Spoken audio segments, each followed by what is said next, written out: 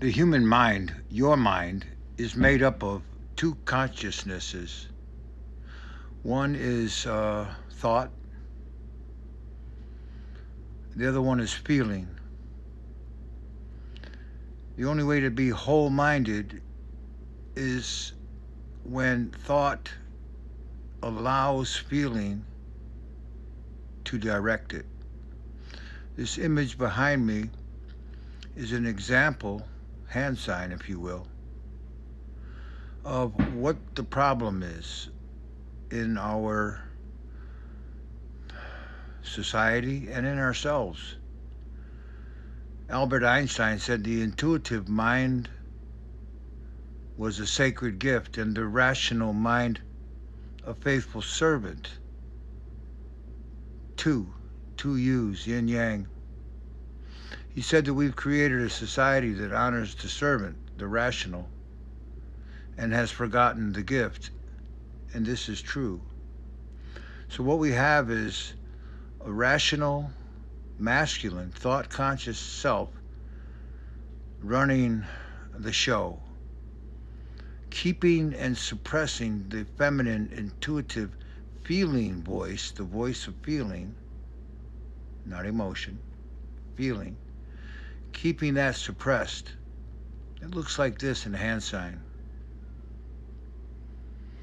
So here we have thought consciousness with a grip over the feminine intuitive consciousness.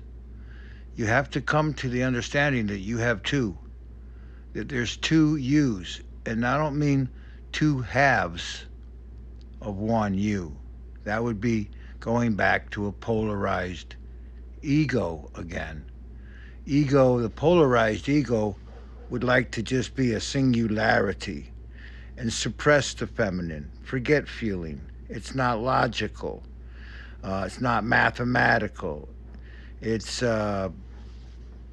seems silly sometimes, what we feel as opposed to what we think we should be doing.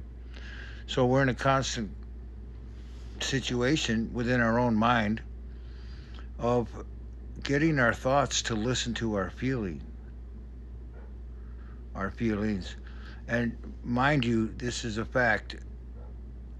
Every first thought that you have on any subject at any time is really a feeling, an intuitive feeling coming from your feminine self, another you. You're a pair, you're a yin yang.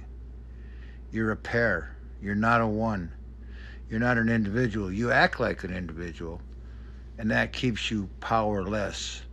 Because as long as the rational is got a grip over the intuitive, is collapsing the intuitive, suppressing the intuitive, not listening to feeling, then you'll always find fate. But when you can get your thoughts to relax the grip they have over your mind, your intuitive feminine conscious self, you, the another you, will open up and you will become whole-minded. But what that really means is making all the right moves, the right decisions at the right time in the right place. Without this connection to the feminine intuitive, thought consciousness is basically winging it, trying to find its way. But what the ancient people knew was that the human being was a pair son, yin yang. Yin yang applies to you, most certainly.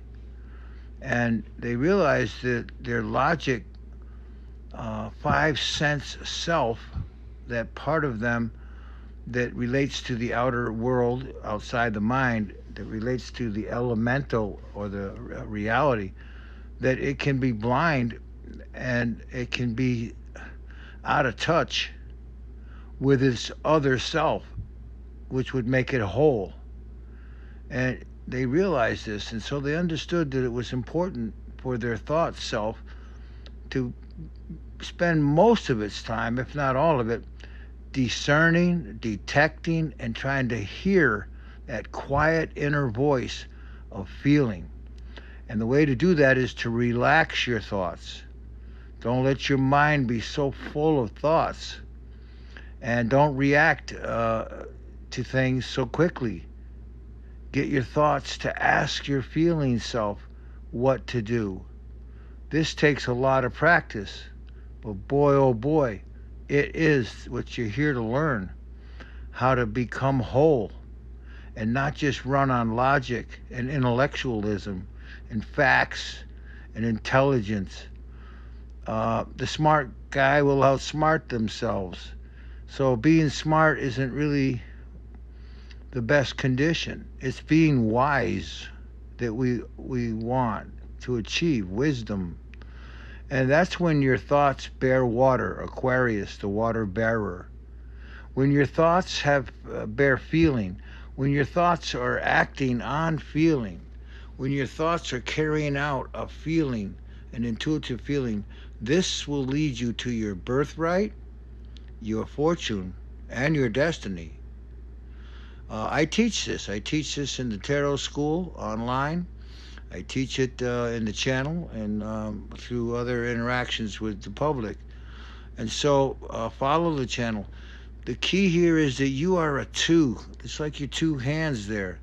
And one of you has got the other one down. And again, going back to Einstein's quote, the intuitive mind is a sacred gift. Well, there you see it being suppressed and collapsed through the hand signs I have there. And he said that the rational mind is a faithful servant. This is truth. Your thoughts should be serving your feeling.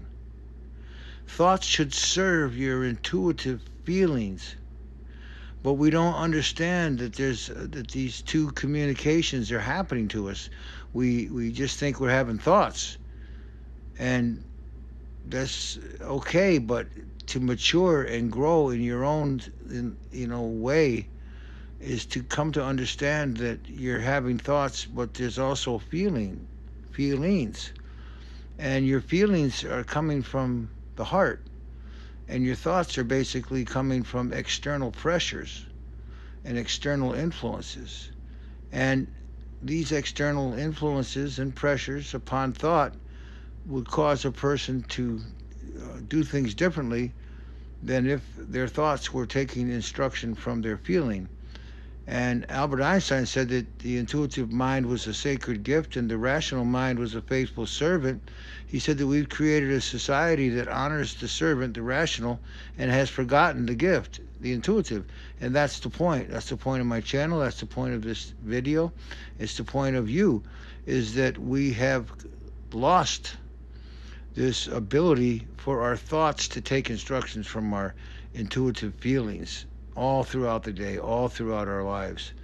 This great relationship, it's called the sacred marriage, the union of your opposites, where your thought self is taking instructions from your feeling self, and you as a pair are whole and united.